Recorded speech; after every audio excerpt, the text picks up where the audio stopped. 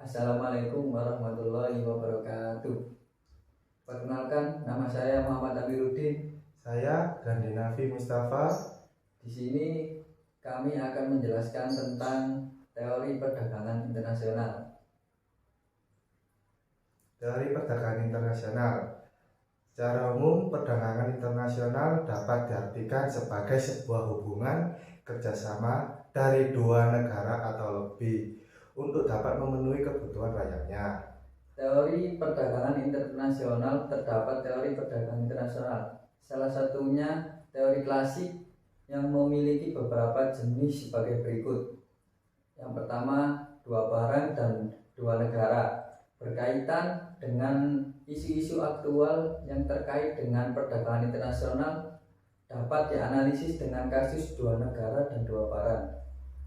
Yang kedua, dasar biaya tenaga kerja yang bersifat umum.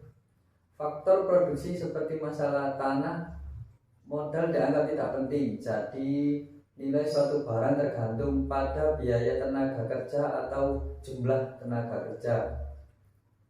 Yang ketiga, biaya produksi.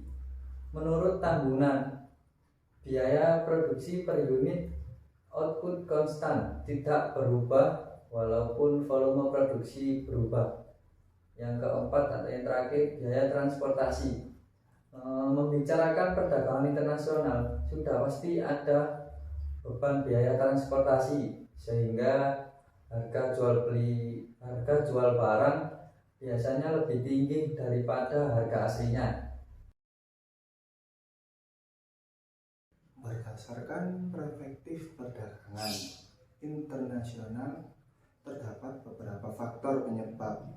Yang pertama, revolusi informasi dan transportasi. Faktor perdagangan internasional banyak berubah ketika kemajuan teknologi dan informasi tumbuh semakin pesat. Yang kedua, interdependensi kebutuhan. Kita tahu bahwa setiap negara memiliki selling point yang berbeda. Nah, interdependensi kebutuhan itu sendiri diperhatikan dari aspek-aspeknya. Yang ketiga, liberalisasi ekonomi. Hampir setiap negara memiliki ketertarikan tersendiri, baik dalam perdagangan maupun dalam bentuk kerjasama. Yang keempat, asas keunggulan komparatif. Setiap negara pasti memiliki keunggulannya masing-masing. Dikatakan unggul apabila negara tersebut memiliki sesuatu yang tidak dimiliki oleh negara lain. Yang kelima, kebutuhan devisa negara.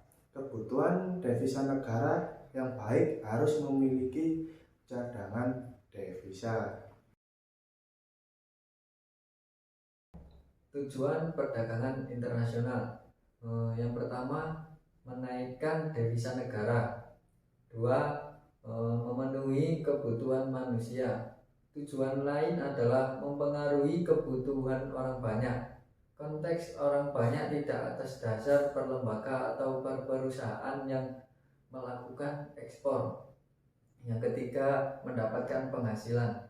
Yang dimaksud bisa berbentuk keuntungan eksternal. Yang keempat, memperluas pasar. Yang kelima, transfer teknologi modern.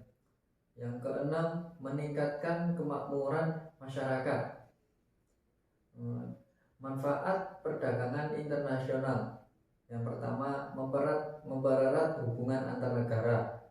Yang kedua, memenuhi kebutuhan setiap negara. Yang ketiga, meningkatkan jumlah transaksi produksi barang secara maksimal. Yang keempat, membangun kemajuan ilmu teknologi dan pengetahuan. Yang kelima,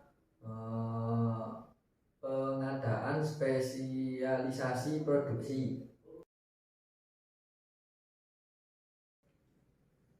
Kesimpulan dari pembahasan di atas dapat disimpulkan bahwa perdagangan internasional salah satu kegiatan yang tidak dapat dilepaskan dari negara satu dengan negara yang lain. Maka dari itu, keberadaannya sebagai salah satu upaya menciptakan hubungan kerjasama antar negara. Sebagai tambahan, ekonomi perdagangan antar negara juga salah satu bentuk dari ilmu ekonomi makro yang memfokuskan diri membahas tentang hubungan antar negara dengan negara lainnya. Sekian penjelasan dari kelompok kami. Assalamualaikum warahmatullahi wabarakatuh.